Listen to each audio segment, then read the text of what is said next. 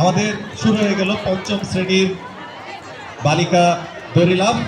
অল্প কিছুক্ষণের মধ্যেই আমরা হয়তো ফলাফল পেয়ে যাব।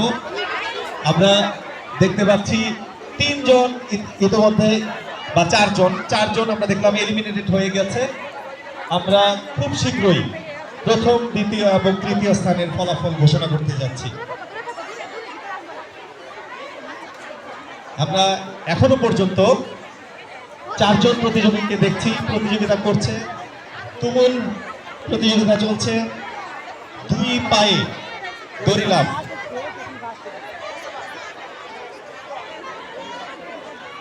আমরা তিনজনে পৌঁছেছি, অর্থাৎ এখান থেকেই প্রথম, দ্বিতীয় এবং তৃতীয় স্থান নির্ধারণী হবে।